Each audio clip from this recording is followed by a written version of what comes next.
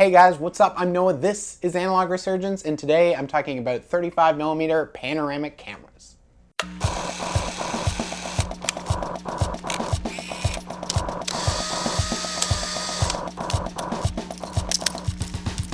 When you're shooting film, it's really easy to get lost when you're looking at all the different formats and different options and gimmicks and just varieties of cameras and different ways to shoot individual formats. One of those options that exists for 35mm film is shooting panoramic photos. And there's a difference between real panoramic photos and fake panoramic photos. First of all, a 35mm frame looks like this, while a panoramic image looks like this, with of course a longer aspect ratio than a normal image gives you. Now, in order to shoot one of these panoramic images, you need a camera that can take a wider image than a normal 35mm camera. So there are two kinds of panoramic cameras out there: fake panoramics and real panoramics. Now let's start cheap and take a look at what I mean by a fake panoramic camera. Now this is a Bell & Howell 35mm point and shoot camera. It's just a normal point and shoot camera with a built-in flash, a nice zoom lens on the front, and a few different options on the top as well. But on the front of the camera's lens, it does advertise itself as offering panorama. So on the back here, we have a little switch that changes the image size as well in order to shoot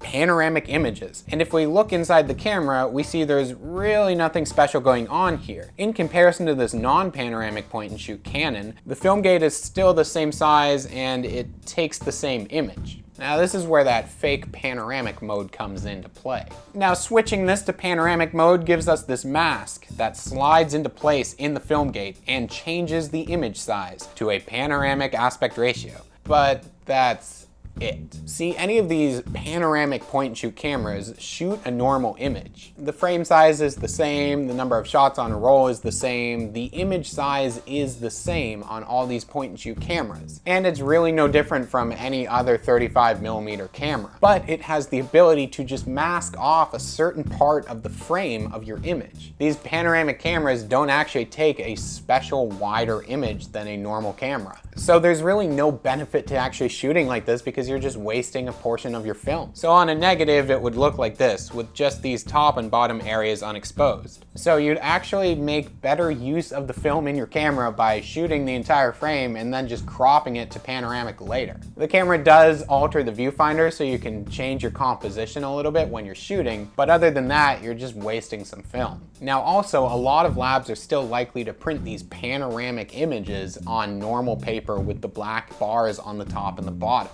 instead of actually giving you special long panoramic prints. So this is a fake panoramic camera. Ones like this Bell & Howell, this Panorama Wide Pick, and some of these Olympus OZ cameras are just standard point and shoot cameras with masked panorama modes. Now let's look at real panoramic cameras. Now these are cameras that have the ability to expose a full panoramic frame with a wider aspect ratio than a normal frame, making it true panoramic. And it results in the roll of film being able to hold less images overall because one frame is larger than a normal frame. These are also more expensive cameras. Now a certain style of these panoramic cameras actually involves rotating part of the camera in order to expose a larger frame all at once. And these are cameras like the Lomography Spinner 360 and the Globuscope, which would rotate entirely to expose a frame. Now with the same idea but a different design, there's also the Wide Lux, the Horizont, and the Horizon Compact cameras.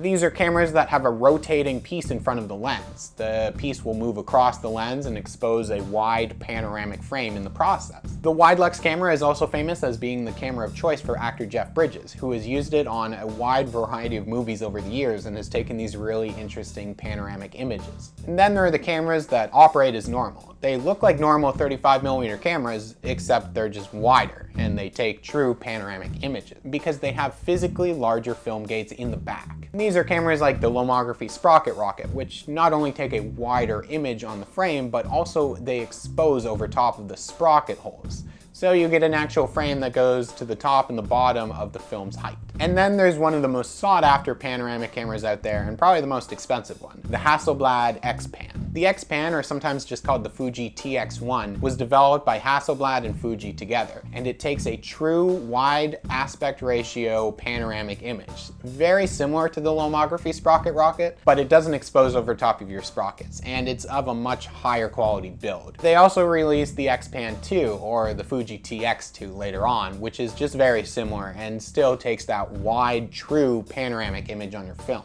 Now, also shooting any of these true panoramic cameras out there will usually result in labs being able to actually print you widescreen panoramic prints, as opposed to just a 4x6 with black bars on the top and the bottom like a fake panoramic. These cameras, you will actually be able to print frame sizes that are 4x12s or 4x10s just right off the negative. Now, if you're really looking to shoot panoramic 35mm images, then keep in mind the difference between real panoramics and fake panoramics. With fake panoramics, you really are just better off shooting in standard mode and then just cropping it later if you want a panoramic image. And while these true panoramic cameras are more expensive, they do offer you something really unique in the way that they are shooting the actual film and giving you a physically different film frame size. Hey, thank you guys so much for watching and checking this out, and I hope that you enjoyed and just learned a little bit more about panoramic 35mm frames. And subscribe if you haven't done so already, as I continue to post all sorts of new analog content all the time about different cameras and films and formats and just history. And if you're at all interested in supporting the channel, there is a link to the Patreon for Analog Resurgence in the description. You can go over there and check that out, and you can get your name in the end credits of the videos, some access to more notes on the individual videos that I post, and just to be able to help me support doing more stuff in the future. So again, you can check that out in the description, and thank you so much for watching, and I'll see you guys soon.